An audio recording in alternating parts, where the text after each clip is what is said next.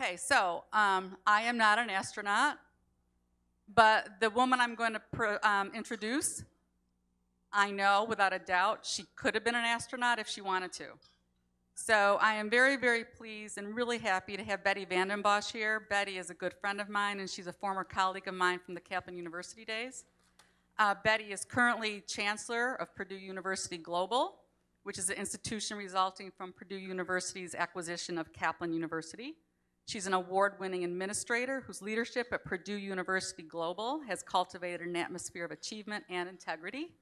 In her current role as Chancellor, she oversees the academics and operations of the online schools and locations.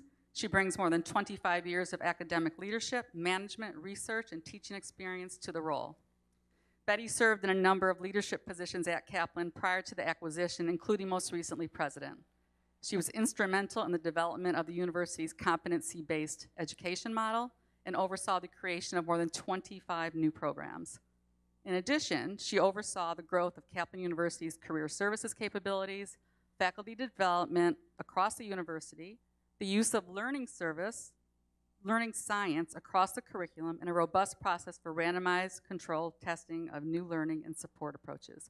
It is my pleasure to welcome Betty. Please help me in giving her a warm welcome.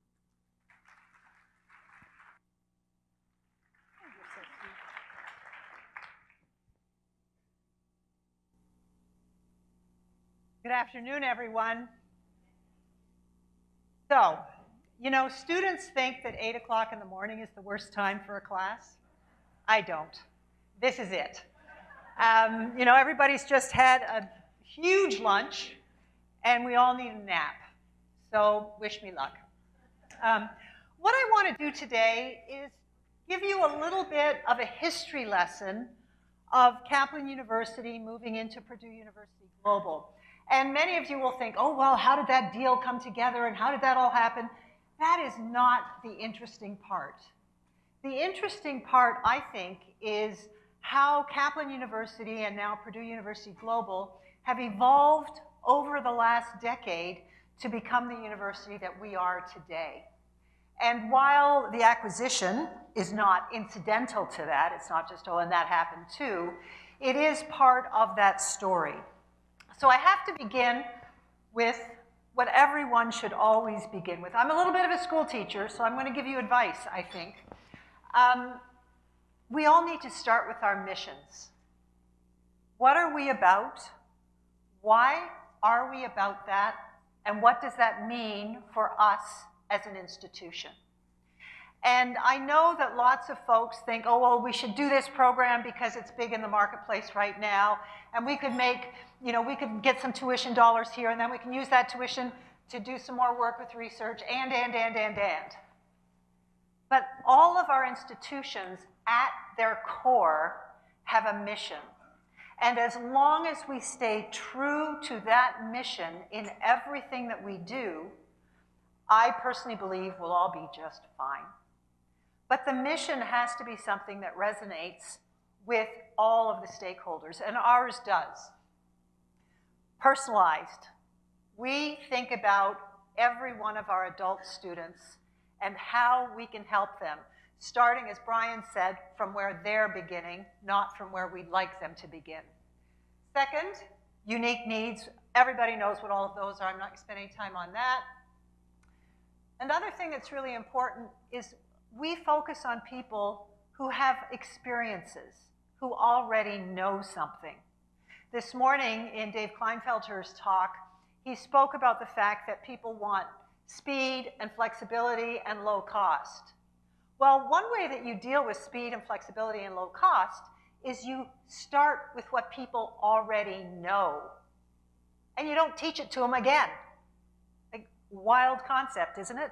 Anyway, enabling academic and professional skills, and here is something else that's really important. At lunch, Brian talked about the fact that, you know, employers think we don't teach soft skills. First of all, these are not soft skills. These are professional competencies. And it is incumbent upon all of us to help our students achieve those competencies in whatever way each of our institutions achieves them. We put it in our mission. And then, of course, they want to achieve their career goals. So the whole talk today is about this mission and how we have created our institution and are continuing to evolve our institution to meet this mission and no other. So now the deal, because I know everybody wants to know a little bit about that. We were acquired by Purdue University. Purdue University is a system, as you can see here, of West Lafayette, which is the Purdue all of you know, 2 regional campuses in Calumet and Fort Wayne, Indiana, and then a collaboration with Indiana University. It's kind of hard to believe that Purdue and Indiana could collaborate on anything. They certainly don't on sports, but nevertheless, Purdue colleges at Indiana University, Purdue University in Indianapolis. So we're the next university. Why did they even want us? Well, lots of folks say, wow, you know, they just needed some online stuff. That's not why they chose Purdue University Global. Purdue is a land-grant institution. It has a mission that's 150 years old, to teach people where they are.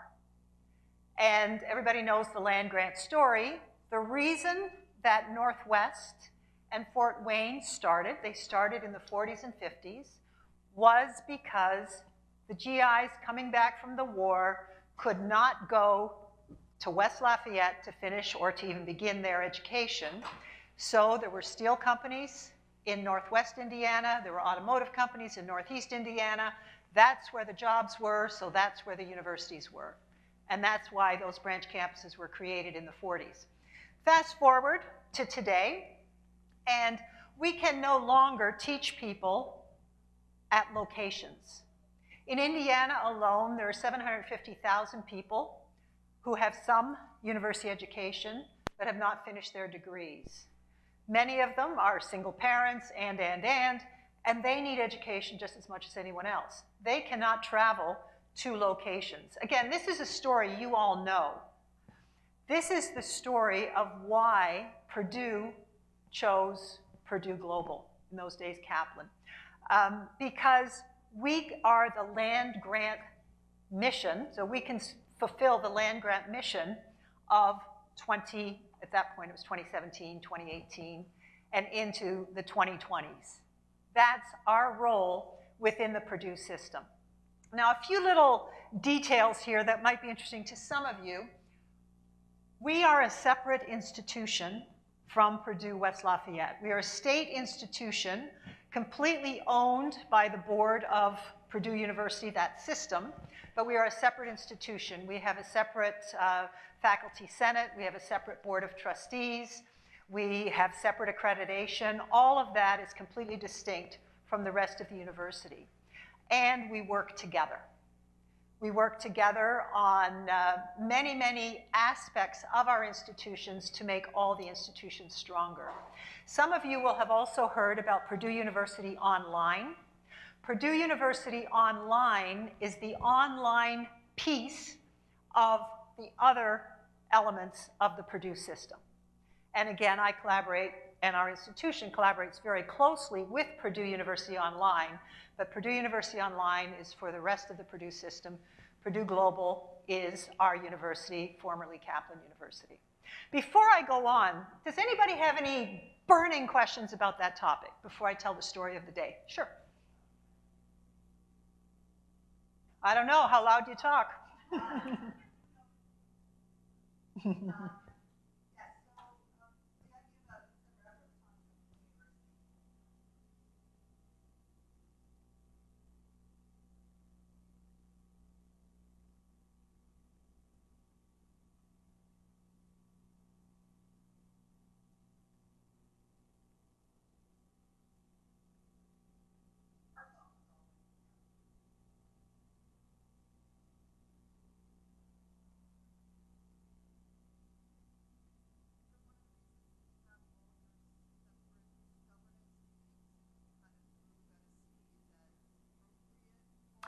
So I think oh, sorry.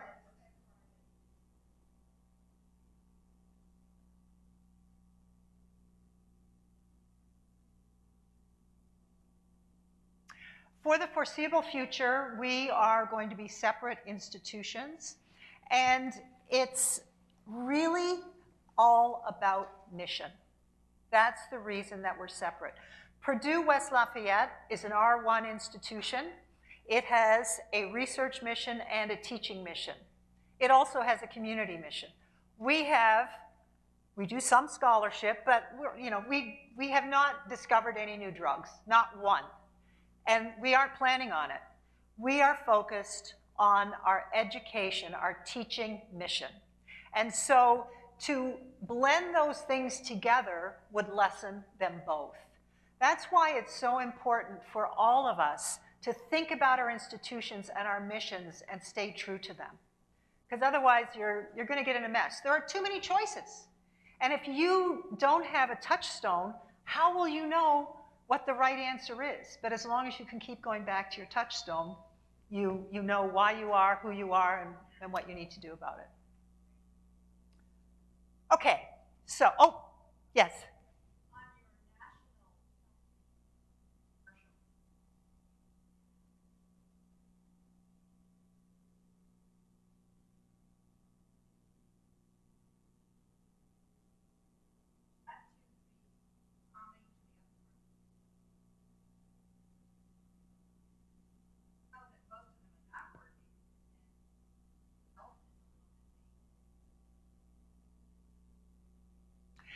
Students of all ages are online, but we are not interested in teaching all students. We are interested in teaching adults. Our whole university is predicated on the fact that we teach adults.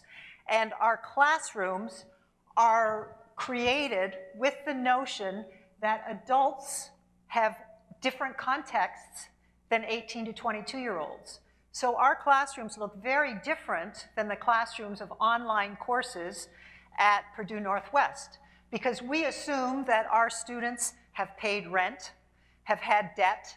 So when you're teaching a finance course, you start from a different place. So we are an adult-serving institution. Now, do we have any 18-year-olds? The last time I checked, we had 6. So we are not an 18 to 22-year-old university. I'm serious about this mission, folks. I'm really, really serious about it. Okay, back to what we're about. Here are our students, as I've just mentioned. This skews older and more dependent children, more female, more people who have not had parents attending college than the data that Dave showed this morning, Dave Kleinfelter showed this morning, but that's because we are adult serving.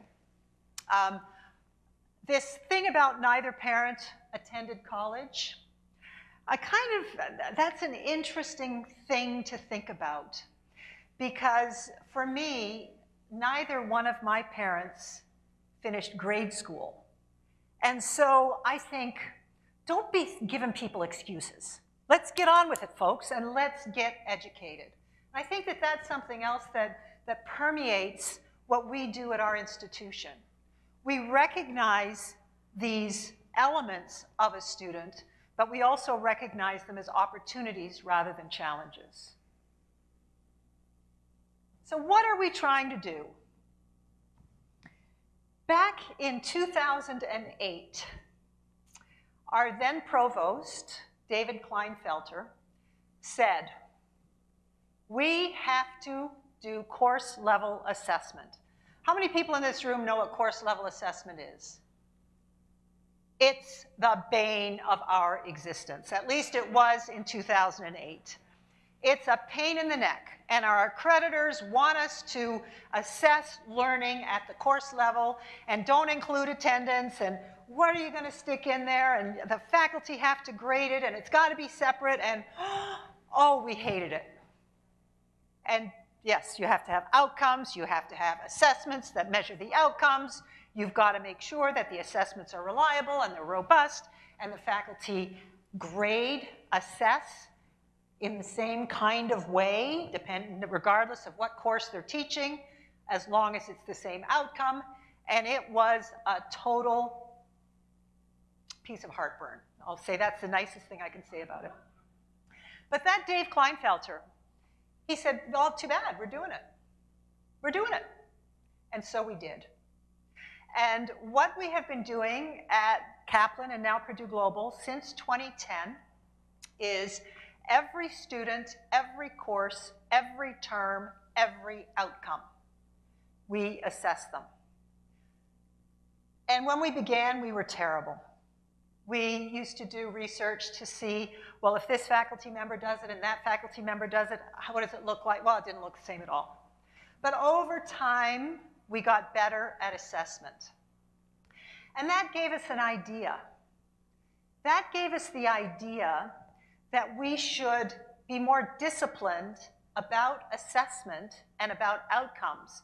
Because if we can be more disciplined, we can be more flexible and creative with our students and with our courses.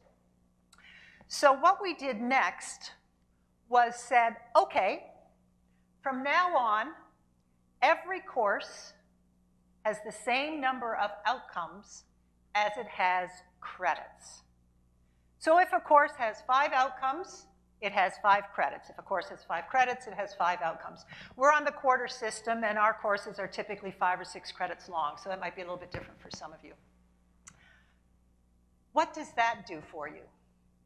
Well, that means that you know exactly what you're teaching, and once you have 5 outcomes and 5 credits, you can divide those courses into baby courses. So you can divide a 5-credit course into 5 1-credit courses. And in a minute, you'll see why that becomes important. That's what Dave Kleinfelter and assessment gave us. The other thing we were enabled by this idea about course-level assessment is we also have general education embedded in our courses. We have a few gen ed courses, but for the most part, our gen ed is embedded in other courses. The reason for that is we don't think that for adults, there's any point in teaching them ethics generically. What we want is to teach ethical principles in the context of their discipline. As many of you know, adults, they want to learn what they need so they can move forward as quickly as possible. So we teach ethics in the context of their coursework. So the ethics we teach to a nurse, well, the concepts, ethics, are different than the ethics that we teach to firefighters. Now, there's one exception. Our business students have to take an ethics course because, you know, business. But anyway.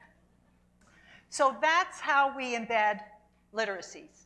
We also think it's really important, as I said at the outset, to have professional competencies. And those are embedded into our coursework as well. So a student will engage with material in context, in their degree, in their discipline, related to the professional competencies. You could all name them off: leadership, critical thinking, problem solving, multiculturalism and diversity, communication, and professional presence. They encounter those 4 or 5 times throughout their coursework with us, and hopefully they keep getting a little bit better and better and better and better. So that's what our assessment, our outcomes enabled us to do. So what are the limitations? In our world today, we've got 5-credit courses, and it's kind of immutable. You take a course or you don't take a course. Skip over that. With our courses, you can do this course, and there are 5 outcomes. This happens to be cloud computing. We started a new cloud brigade last year, so that's why it's here. But today, we also have 5 modules. And those modules are exactly the same outcomes as the outcomes in the overall course, but students don't have to take them all. They have to take them in the same order, but they don't have to take them all at the same time. And I can see that some of the faces saying, now why are you making this so darn complicated? Well, just wait. What this enables is this. So we are now in a position when we bring in credit, you've all seen it. you bring in a composition course and it just doesn't quite match your composition course. So you can't give the student credit. Well, 4 of the outcomes are the same, so we give credit for those 4. There's another course where it's a course from a university and you don't know what they were doing, but half of the outcomes belong with this course you've got and half of the outcomes belong with that course that you've got. We can now give all that credit because we can break things down and then the students can make up the other coursework. Even more interesting is our students have worked. Many of them have a lot of really strong work experience in very narrow areas. So for example, a bookkeeper wants to finish her degree in accounting. She does not need to take intro accounting. She's got work experience that demonstrates that she knows credits and debits, and we can help her figure out how to develop a portfolio so that we can assess that. But you know, she doesn't know a darn thing about generally accepted accounting principles. So she still has to take that. So even though she's got narrow, deep experience, she doesn't have everything from intro accounting. She doesn't have to take the whole darn thing, she just takes what she doesn't know. This is what we mean by meeting students where they are. Everybody's got knowledge, and we have to credential that. We have to, not just our institution, but all of us have to help students get credit where credit is due, because that's what slows students down, and that's what makes education cost more, particularly for learners who have been to many different universities doing many different things. The final thing that doing this does is it gives students the opportunity to drop out of a course before it's finished and get credit for what they have already accomplished. You know, when somebody gets sick, it doesn't happen at the end of the term. It happens in week 6 or week 8. And they've already done a great job. And now they have to drop out. Hold the phone. We're going to give you credit for what you've got already, and then when you can come back, you wrap it up. We're going to stop there for a minute, because this is sort of the fundamental thing that Dave Kleinfelter forced us to do. Does anybody have any comments or questions about that before I keep going?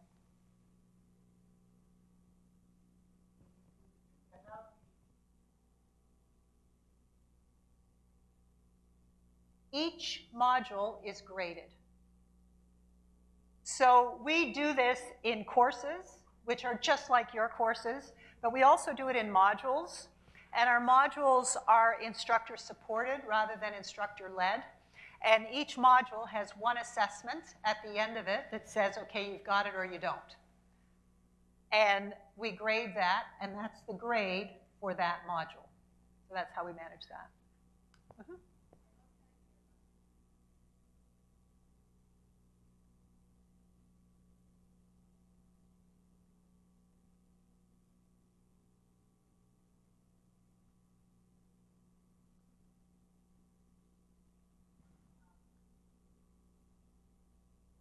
That way, or did you have to make that decision? And then, if so, We how did you had get to, we had to decide to do that.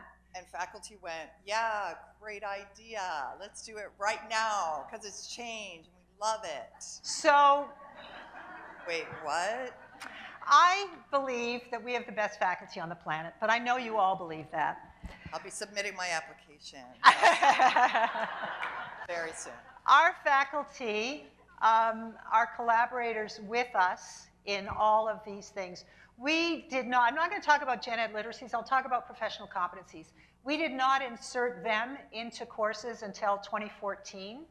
And the way that we did it, actually we did this with gen ed in 2008, but I was really new then and I'm not as on top of exactly how that went. But in 2014, we did it for what we call PCs, professional competencies. And we asked faculty, who's interested from all of our schools, and we brought them all together in a room much like this, and we had tables where everybody was figuring out what are the right professional competencies, and then they would sort of sit at the table that interested them, and they developed the outcomes, and then we had committee, and the faculty decided these are the outcomes for these competencies, and then they went back to their respective schools and said, okay, here are the outcomes. What courses do we want to put them in? And the schools decided, the faculty of the schools decided. Our system for curriculum, we're online, so we have a standardized curriculum, but every course has one faculty member who's called the course lead. And the course lead figured out how to fit it in. So our faculty are integral to making all this happen and making all of it work. And that's why I think we have the best faculty in the world, because everybody thinks it's a good idea, but how are you ever going to make it happen? Well, we figured it out.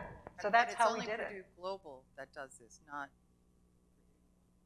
not Purdue Online. Purdue. I'm talking about Just Purdue Global. Global Only today. Okay, yeah. That's great. Thank you very much. Uh-huh.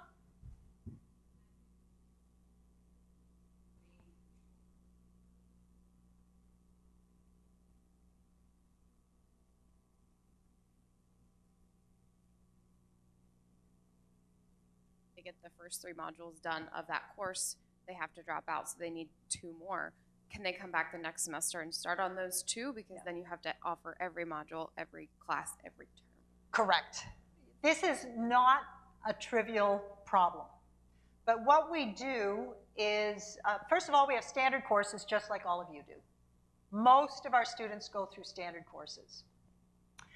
The modules, one faculty member will teach students at the same time who are in different modules associated with the same course.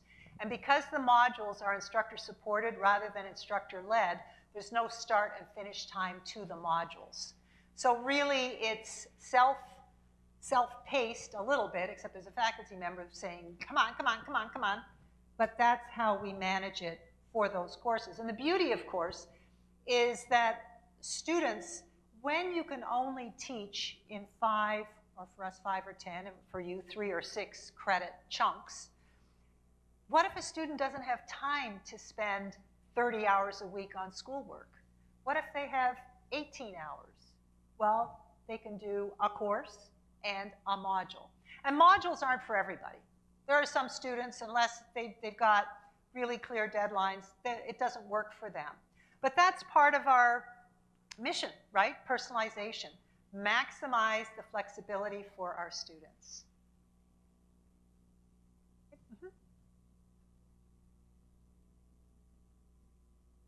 Module. We charge tuition at our institution by credit, like credit hours. If students choose to take all their courses as modules, so completely self-directed, then we have a term price for those students. And they can take 2 or they can take 22, same price. And how do you figure out faculty load, adjunct load, all of those things with modules in the mix? So the way that we, our typical faculty is the same as anybody else, right? You teach a course, you get paid for it. We are very careful about section size. If our section sizes go above a certain number, then our faculty get, I don't know if you call it danger pay, but you know, they get additional pay if they go above a certain number. If they choose not to take those students, then we open up a different section. For our modules, our faculty get paid by the module and by the student at the same time. Okay. Now I'm going to go back to show how this system enables us to be much more flexible. What you see here is standard, where we have the courses just as you do, deadline-based, faculty-led. It's pretty fast, you know, we have school all year round. Modules, pace is flexible, faculty-assisted and supported, that's faster. Our fastest system is one I haven't really talked about yet, and that's our open college, which is really our truly custom track. In our custom track, we take students who have credit from 4 or 5 institutions. It's a big hot mess. They've got lots of overlaps. They've been working for 10 years. They just need to get their degree. And so we work with them one-on-one to help them design a curriculum that fits with what they've already got and with where they want to head in terms of their career. And then we have assessments. They do portfolio, so everything counts that can possibly count. And then we send them out to the open web to learn whatever it is they need. They can come to Purdue Global and take modules or courses, but many don't, because these are students who can learn on their own and can figure things out on their own. They do MOOCs, they do all sorts of things. And then they come back to us and they're assessed. Because we have these assessments for every module, every course, every, blah, blah, blah, blah, blah, blah, it's easy for us to assess no matter where the learning comes from. And for people who fit into this category, they've been struggling going to school for 19 years, and then in 11 months, they've got a Bachelor's of Science in Professional Studies with us. So that's the extreme of what modularization can do for us. And it's all based on the fact that we're confident in our assessments. That's the coin of the realm. The learning is critical, obviously, but not for everybody. For some people, they just have to be tested, tested, tested, tested. So that's our final model. So what does this enable us to do? Brian talked about the fact that we're just trying to be degree mills. Well, at Purdue Global, we're not a degree mill. We can take in a transfer course, the whole course. We can give credit for industry certification. We can give credit for experiential learning. And we can also create courses based on employer need. The thing about employer need is employers will often say, I want all of our folks to learn this. And as you all know, this doesn't always fit exactly into a course or a degree or even one of your certificates. Well, we can do that, but because of the way that we have our curriculum structured, we don't ever teach anything that doesn't have credit associated with it. For us, credit is the coin of the realm. And the reason we do that, some employers don't care as much about the credit as they do about, well, I need this person to be able to do that so they can do that job next week or next month. For us, we focus on the student as much as the employer, and for the student being able to credential and say, yes, I have this, and put it on a transcript is really, really important. Perhaps not for this job, but for the next one or the one after that. So that's why we find it so important to always teach things that can be credit worthy, if that makes sense. So it kind of works. Our employment rates are very, very good. These are based on NACE First Destination. I think many of you are familiar with that system. But the most interesting thing that this has enabled us to do from an employment perspective is it enables us to create what we're calling the competency report. And the competency report shows the coursework that students have, the general education outcomes and where they're strong and where they're not as strong, the professional competencies, where they're strong, where they're not as strong, and leadership and engagement, so extracurriculars and how that fits in. Everything is assessed, everything is, it's all credential worthy. Our students can look at this through their journey so they can see that they're getting better. Remember I said that they encounter professional competencies 3 or 4 or 5 times throughout a degree. Every time they take the same professional competency, teamwork for example, they get a little bit better at it, a little bit better, a little bit better. So by the end, they're very competent in the competencies. Nobody's ever competent in all of them, but they get better and they can see themselves getting better. So this enables our students to have a co-curricular transcript, a literacy transcript, A transcript that means something because it's got the outcomes of the program, and and they can look at it while they're going to school. Questions about that? Yeah. Does it relate? Career services is fundamental to this. Our career services people helped us to design this. This is something else that's really important to us. Remember I said that we have a mission? Career services reports directly to me because that's how important it is at our institution. And so career services sits at the table, no matter what we're thinking about or what we're doing. And they're absolutely central to this. Uh-huh.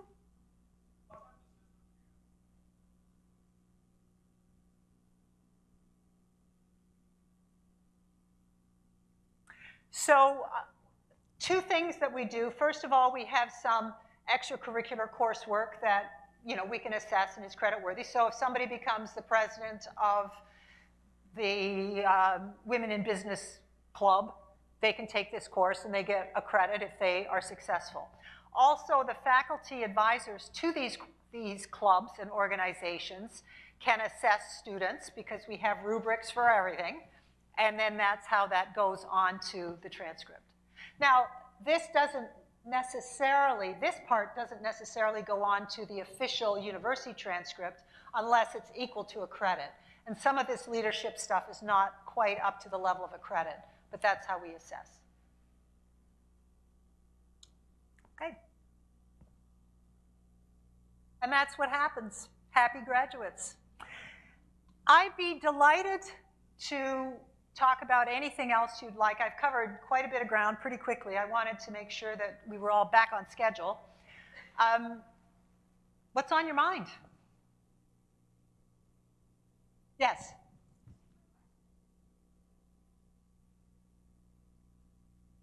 The main courses appear on the transcript unless the modules don't add up, right? Sometimes a student will have 3 modules in one course and 2 in another, and so it doesn't add up, so those 5 would appear. So the orphans appear. Yeah, I just had a question regarding the competencies. Is it different per major, and then are they always an octagon? It looked like that they were 8 sides, so I'm just wondering if it changes. No, that's a little bit arbitrary.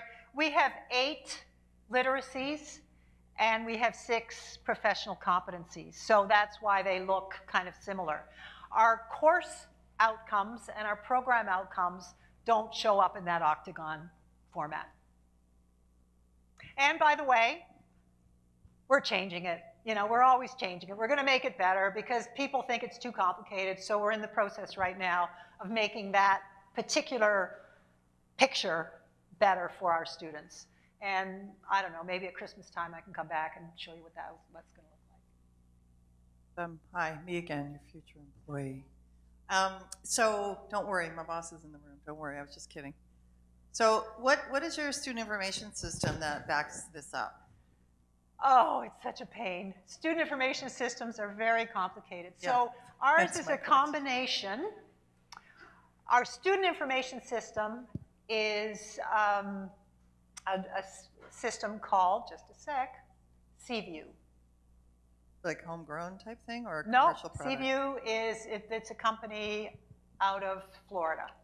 Your program, why I'm asking such a specific question is because they're so flexible, and a lot of big systems, Banner, Right. aren't going to do that, perhaps, Correct. So in some ways. CView is our system. CView is just as flexible as Banner, so not so much. But we have Yeah, well said. we have layers over top of it. So we have a system that we call Blueprint, which helps our students figure out how all these modules and everything fit together. And then we have intervening layers, but our student information system is CView, right? It's by a company called Campus View. Thank you. Okay? Yep, thanks.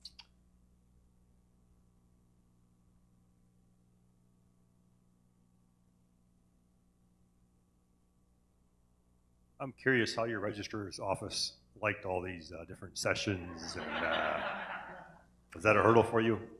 So you know, as well as having the best faculty on the planet, I think we have the best registrar on the planet. He made up most of this. He's the guy who figures it out. He's been with us as the registrar for, gosh, longer than I've been at Purdue Global, so more than 10, 12 years. And we're a team. Seriously, the way, you know, career services, the registrar, the chief academic officer, the person who's responsible for faculty training, we sit at the table and we figure this stuff out. That's how we make things work. So our registrar is sometimes our worst nightmare because he's constantly coming up with new ideas. And we say, wait, Mike, we can't. Let's get this one right first. But you definitely need a registrar who is creative and innovative. And our registrar happens to speak Latin. Maybe that helps too. I don't know.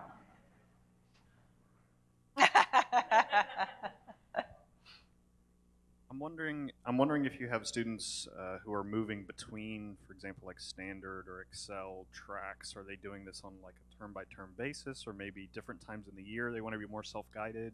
Anything like that? So we have, up until the beginning of this year, only allowed students to be in one or the other because we wanted to make sure that it all worked the way that it's supposed to. And starting in January, we allowed, this is how slowly we go when we're getting started. We allowed 15 students to take a module or two in addition to their regular coursework. And we're just now enabling all of that. By October, we'll have it implemented. But when we start slowly to make sure that people can flop back and forth. And I'm very confident that it's working, it's happening, but you know, it's the same with every institution. The faculty aren't the problem, it's those darn systems, those operational systems, and getting them to all align.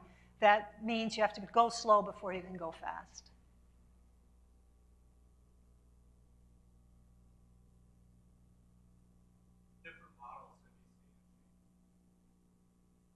Yes. Our Excel track students, hang on. You know, the flexibility is what adults need. And, well, you all have a million examples. Something goes wrong, you have to slow down for a while, then all of a sudden you think, oh, I can get this done, and you go much faster. That's what this enables. The biggest problem we've got, frankly, is federal financial aid, because of the half-time and three-quarter time rules and so on. So that's where we get balled up, so to speak. Balled up is a technical term. But yeah, for our students, if we could really clarify financial aid, they do much, much better when they're in charge of how much they eat at every meal, basically.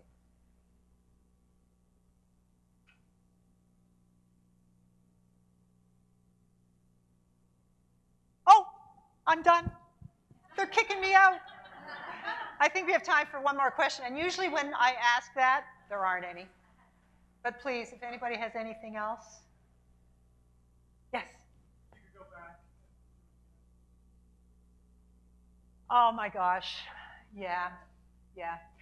I think what we would do is we would be more disciplined at the outset about outcomes and about assessments of outcomes. We have spent so much time redoing assessments and redoing rubrics and redoing outcomes because you just don't get it right the first time. And you know, I have a bit of a reputation as somebody that says, come on. And then people try to go fast, and that slows us down. So my recommendation, which I hope I've learned from hard lessons, is go a little bit slower, think it through.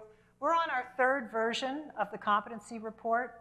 We're on our second version of that blueprint thing. Like, you just got to keep iterating, and you can't be afraid to make it better. You can't say, okay, now we're done. But I would have gone a little bit slower probably at the beginning. All right, folks, thank you so much. I've really enjoyed talking with you.